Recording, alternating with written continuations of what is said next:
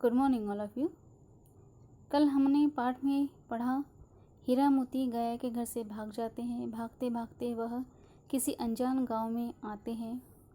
उन्हें भूख लगती है तो वह मटर के खेत में जाकर मटर खाते हैं। पेट भरने पे वह दोनों उछलने कूदने लगते हैं। कल हमने यह सब देखा। आज हम पार्ट 3 से देखेंगे। आज हम पार्ट 3 पढ़ेंगे। अरे यह क्या, कोई सांड दौड़ता चला आ रहा है। हाँ, सांड ही है।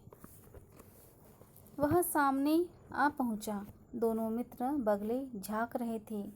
सांड पूरा हाथी है, उससे भिड़ना, जान से हाथ धोना है। लेकिन न भिड़ने पर भी जान बचती नहीं नजर आती। इन्हीं की तरफ आ भी रहा है। कितनी भयंकर सूरत है। मोती ने मुख भाषा में कहा, बुरे फंसे, जान बचेगी, कोई उपाय सोचो। हीरा ने चिंतित स्वर में कहा, अपने घमंड में भूला हुआ है। आरज़ू विनती ना सुनेगा, भाग क्यों न चले। भागना कायरता है तो फिर यही मरो।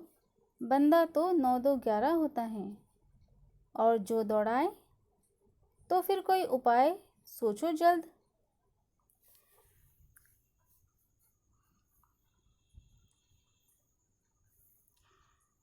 हमने कल देखा था दोनों मटर खा के उछलने कूदने लगते हैं। हीरा जब क्रोध में आ जाता है तो मोती शांत हो जाता है। चलिए अब इसके आगे देखेंगे। मोती शांत हो गया। दोनों शांति से खड़े थे तो उन्हें एक सांड नजर आया। दोनों ने मन में सोचा, यह सांड नहीं हाथी है। कितनी भयंकर सूरत है ना इसकी। अगर इससे लड़ेंगे तो हमें जान से हाथ धोना पड़ेगा, और भागे तो कायर कहलाएंगे। दोनों ने मुख भाषा में विचार विमर्श किया और एक साथ लड़ने का फैसला किया। चलिए अब आगे देखते हैं। उपाय यही है कि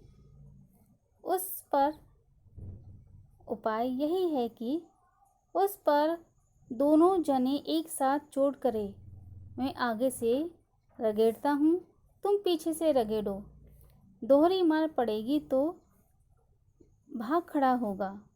मेरी ओर झपटे, तुम बगल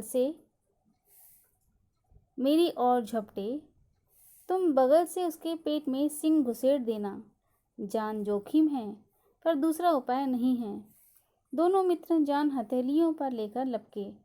सांड को भी संगठित शत्रुओं से लड़ने का तजर्बा न था। वह तो एक शत्रु से मल्ल युद्ध करने का आदी था। जो ही हीरा पर झपटा, मोती ने पीछे से दौड़ाया। सांड उसकी तरफ मुड़ा तो हीरा ने रगेड़ा। सांड चाहता था कि एक एक करके दोनों को गिरा ले, पर ये दोनों भी उस्ताद थे, उसे वह अवसर न देते थे।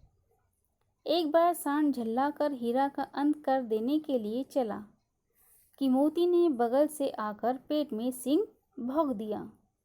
सांड क्रोध में आकर पीछे फिरा तो हीरा ने दूसरे पहलू में सींग चुभा दिया। आखिर बेचारा जख्मी होकर भागा और दोनों मित्रों ने दूर तक उसका पीछा किया, यहाँ तक कि सांड बेदम होकर गिर पड़ा। तब दोनों ने उसे छोड़ दिया। दोनों ने फैसला किया कि वे उस सांड से लड़ेंगे। दोनों ने योजना बनाई, एक आगे से मारेगा तो दूसरा पीछे से।